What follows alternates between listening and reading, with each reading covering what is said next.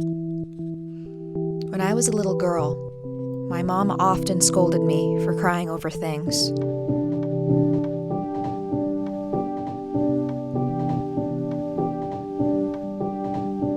"We don't cry over things," I heard it all the time.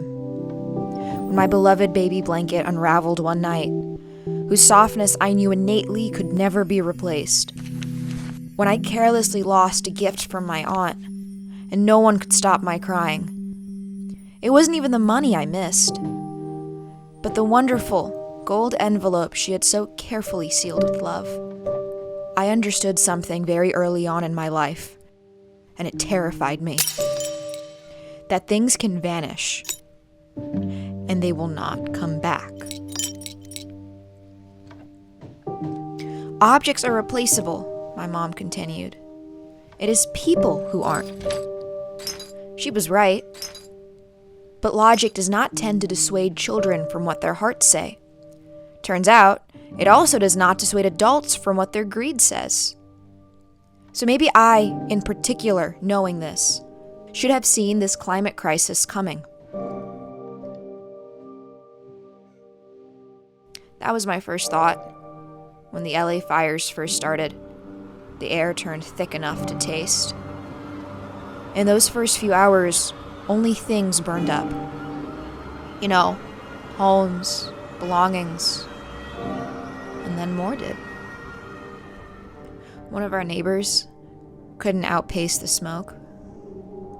The same aunt whose lungs never fully recovered after that day was diagnosed with cancer a few years later. And all I could think about was I shouldn't have lost that envelope.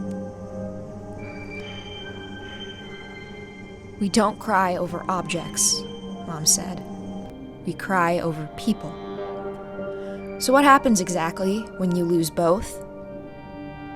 I'm ashamed to admit that decades later, even as an adult, the awful, persistent feeling stays and chews through my ribs whenever I lose my things.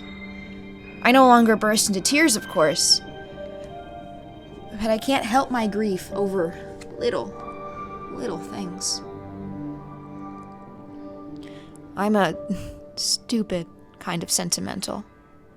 I wish I could keep everything. I wish I could wear my shoes down to their soles and then some more. I wish I could collect every floorboard you stepped on and hang them to my wall. Because when people are gone, that's all that's left of them. When I couldn't fix my fear of breaking things, I decided the best thing to do was to not get anything new at all. It would be good practice in a changing world where loss threatened each horizon. I began to calculate just how badly something would hurt when it was gone. How badly would I miss feeding the ducks when they no longer could tolerate the warming atmosphere? Too much. So best not to do it at all. I was very good at my new manifesto. And it was working. Until one day it failed so outstandingly, I regretted it for the rest of my life. My little shelter cat, who from the get-go, I knew was a ticking time bomb, as I knew none of us, unlike our things, could live forever.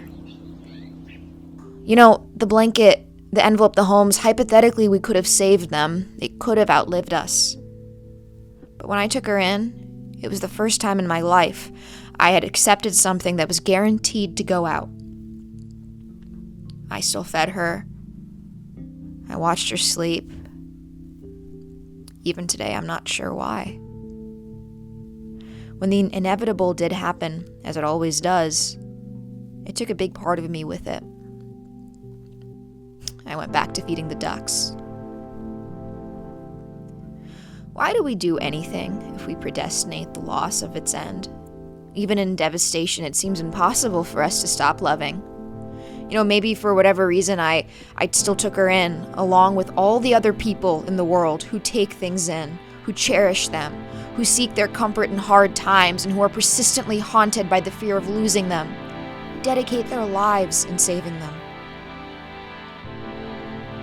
My mother got it wrong. I don't think we ever cried over things. I think we cried over what they carried.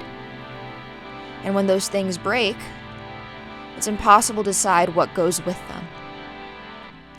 So, maybe nothing is actually replaceable. Least of all the earth. So maybe you should have been a bit more careful with it. Maybe you should have passed legislation earlier. Maybe you should have done something before it was too late. Maybe you should have saved us before we had to lose so many things.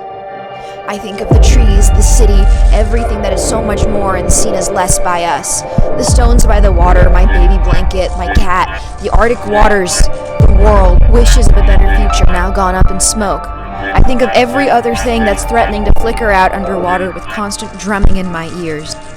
How could you have let it get this far? Let me cry over it. You should have cried more too. Would we be here if you had?